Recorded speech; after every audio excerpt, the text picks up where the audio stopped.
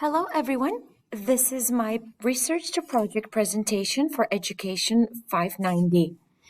I chose the social emotional topic and I have explored the lack of integrated social emotional learning in schools in my literature review. I'd like to introduce you to a multi step plan to address this specific problem and the solutions that I have and implementations for the plan. In my literature review, I explored the lack of integrated social emotional learning in schools and some suggested ways of how this could be fixed and how we can use social emotional learning actually as a driving force for creating relationships, academic success, and overall well being. This is especially important. After the COVID-19 pandemic and returning to in-person instruction back in August, as many students had social-emotional struggles, and this was especially important to address in the classroom, not only in the classroom, but in everyday relationships as well. My plan to implement social-emotional learning includes 4 steps. The first one is social-emotional learning as a classroom strategy. This was also one of my topics in the literature review, the relationship building as a classroom strategy. And everybody knows that classroom management, successful classroom management is a recipe for successful learning process.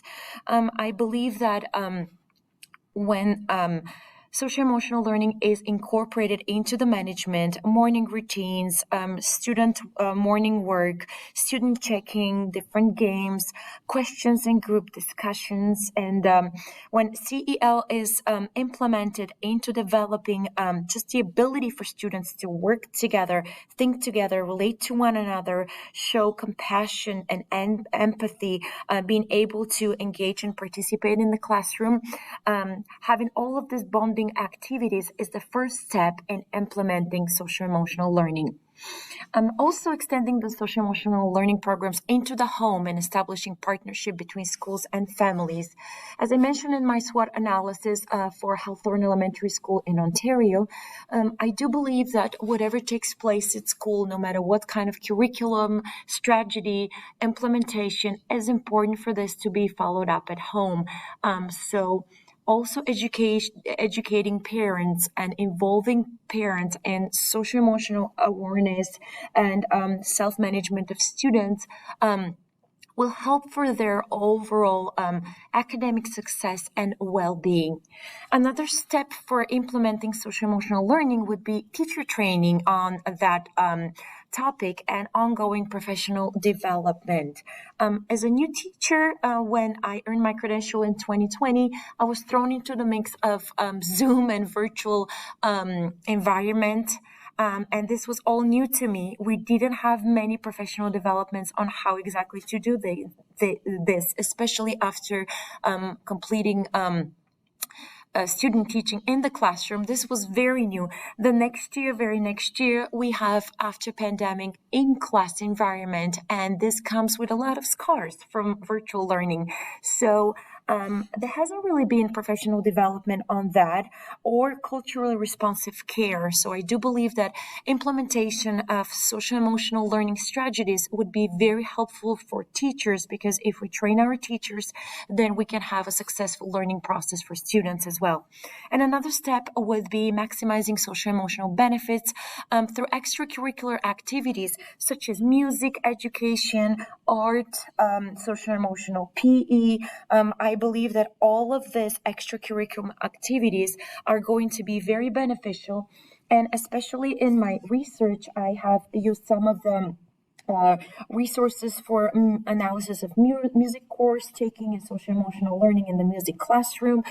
Again, the benefits of learning music, collaboration, and the whole process of relationship and social awareness in the music classroom is very beneficial to students and to their overall social emotional learning.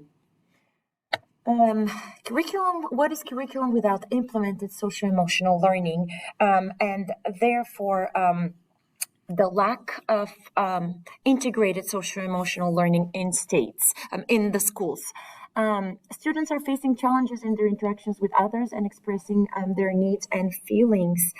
As we all know, after students came back in August, we had to reteach basic routines and establish classroom management all over again.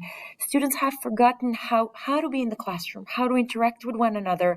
Their self-management and self-awareness skills were missing. Their social awareness wasn't there.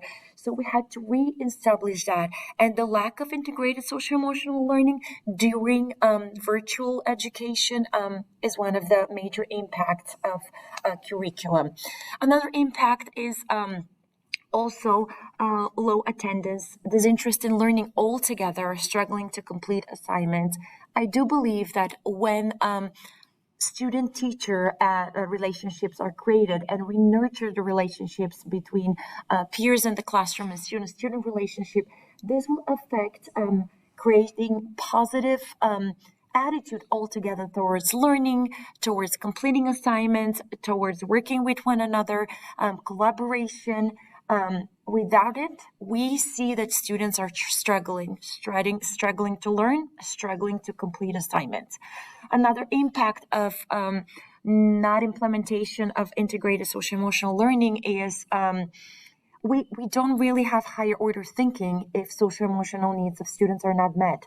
There is no reflection, very little reflection and evaluation of growth and progress, and students are not able to practice self-efficiency, responsible decision-making. They're not really demonstrating cultural competency, and they're not able to communicate effectively. These are all implementations of the lack of social-emotional curriculum in social-emotional learning. What would be a criteria for success? One indicator would be improving communication skills and participation.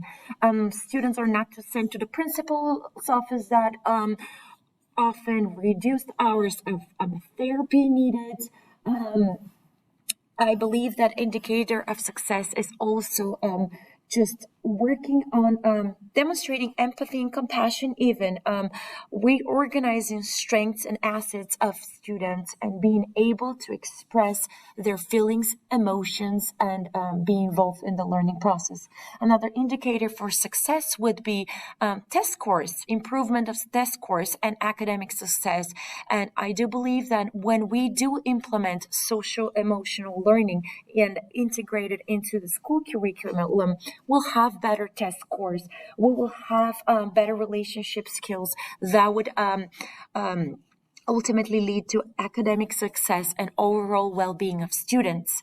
Another indicator would be students feel valued and appreciated.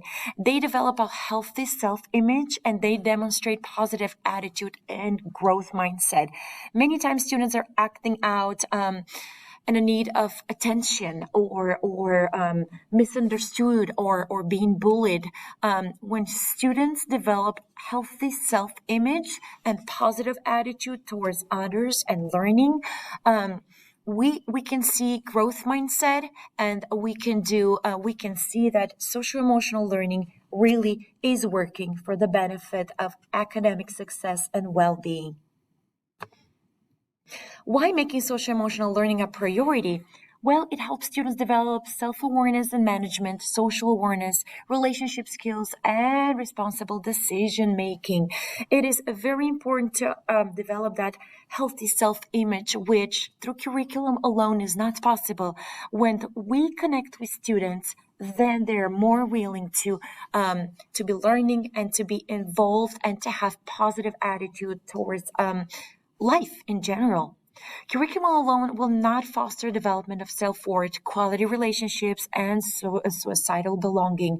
This is where CEL comes and helps students develop that kind of a healthy identity and be able to connect back to that learning process. Some of my resources in my literature review were on creating relationships between social emotional learning and life satisfaction. And I do believe that this component is very important for the overall well-being of students as well.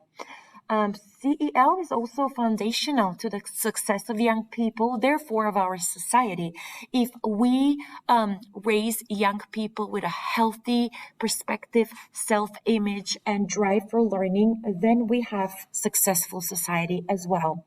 It is also important to help set boundaries and personal goals. Once again, when social-emotional learning was missing in the beginning of August, especially post-pandemic, we had a lot of behavior problems as well. Addressing those needs and meeting those social emotional needs will set up our students for success. And last but not least, promoting growth mindset, because when we have growth mindset, when we change the way we think, we change the way we learn.